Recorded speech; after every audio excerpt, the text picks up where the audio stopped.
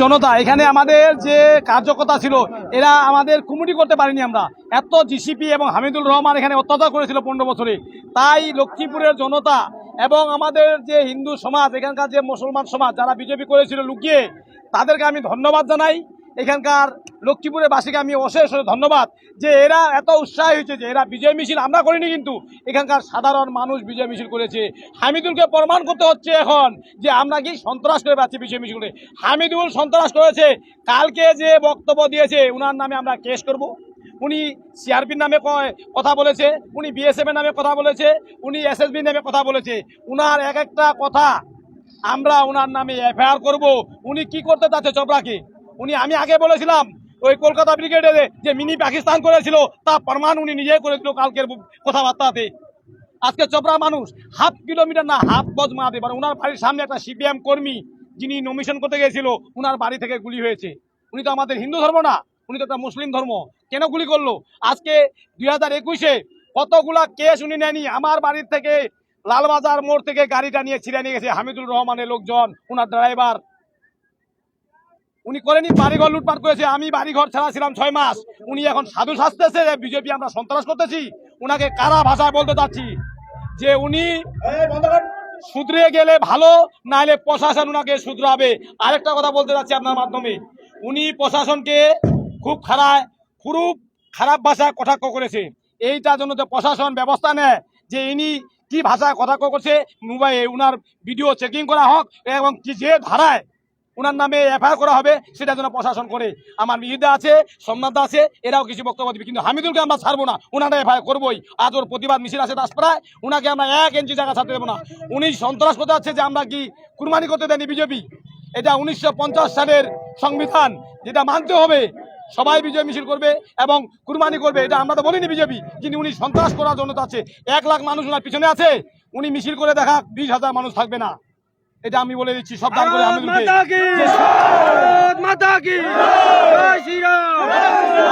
একটা কথা বলছে যে কি বাদরামি করলে উনি বলে বাদর বিক্রি করবে, তো উনাকে আমরা চ্যালেঞ্জ করতেছি কি করার ক্ষমতা আছে আপনি করুন, আর আমরা কি করতে পারি আপনার ব্যাপারে আপনি বলুন। আপনি জেল যাত্রা নিশ্চিত, আপনাকে কোনো সরকার কেন কোনো মারকে লাল আপনাকে বাঁচাতে পারবে না। জেলে যাত্রা আপনাকে জেল যেতেই হবে, এটা বিজেপি পার্টির একদম কড়া ভাষা। আমার মিহিরদা বলবে এবং সোমনাথদা বলবে আপনাদের সামনে। বলুন।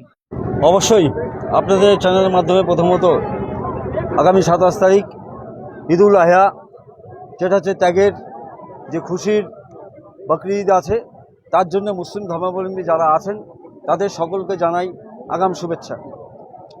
আজ আপনারা আপনাদের চ্যানেলের মাধ্যমে যে এখানে দেখিয়েছেন, এখানে হাজারে হাজারে কাতারে আজকে লোক জমায়েত হয়েছে লক্ষ্মীপুরের মতো জায়গায়। যেই লক্ষ্মীপুর 15 বছর পরাধীনতার মধ্যে ছিল, এখানে কেউ মাথা তুলে দাঁড়াতে পারেনি, কেউ অন্য পার্টির কোনো ঝান্ডা তুলতে পারেনি। সেখানে এত বড় ভব্য বিজয় সংকল্প যাত্রা আজ বের হয়েছে। আজ 76 বছর পরে শ্যামাপ্রসাদ মুখার্জির বাংলায় শ্যামাপ্রসাদ মুখার্জি তৈরি করা পার্টি ভারতীয় জনতা পার্টি সরকার রয়েছে। আজ মানুষ স্বতঃস্ফূর্তভাবে রাস্তায় নেমেছে। আজ মানুষ ভয়হীন ডরহীনভাবে রাস্তায় নেমেছে। আজ মানুষ জানে যে আমরা স্বাধীনতা পেয়েছি।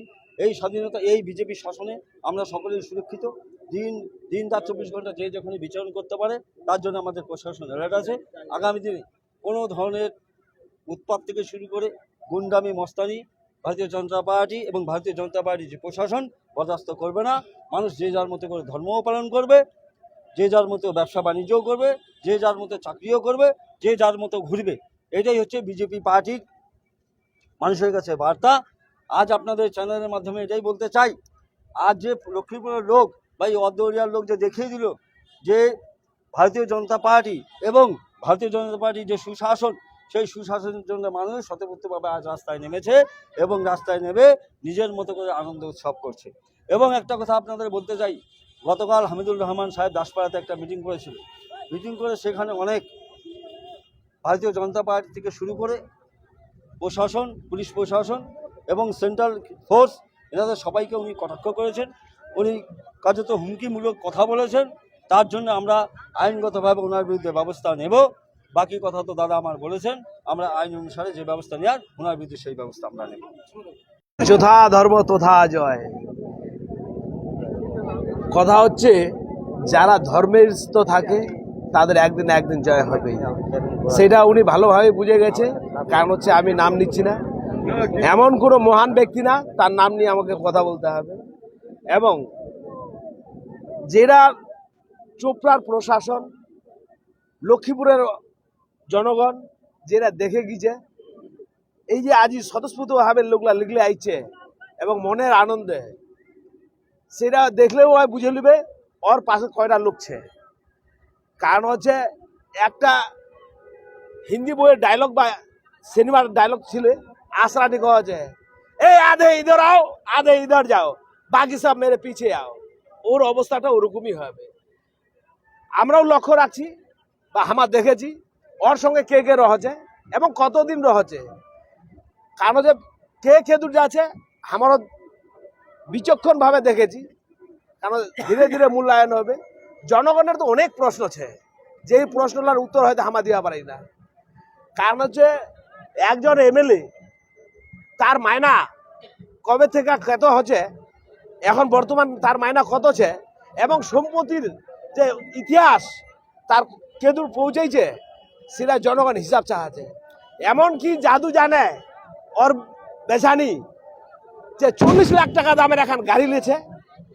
সাধারণ জনগণের বেশি লোক যে হামাক দাদা ওখানে জাদু হামাক শিখাই দাও, তাহলে আমাও এখান করে গাড়ি লেহে না যেন ঘুরা পারি। কারণ সময়ে কথা বলবে, আর বেশি কিছু কথা কম নেই।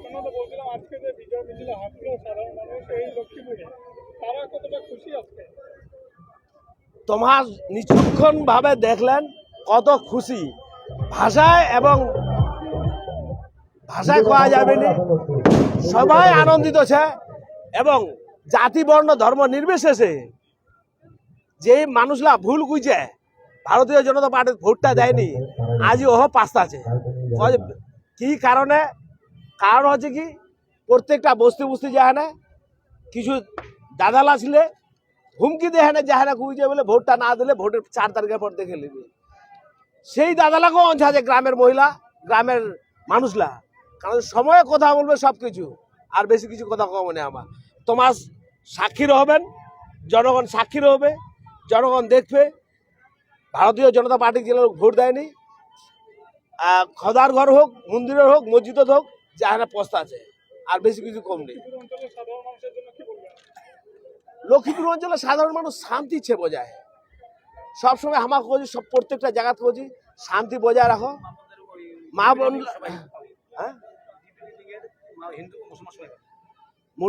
মোট কথা শান্তির বার্তাটা যেন সবসময় বজায় রাখা যায়।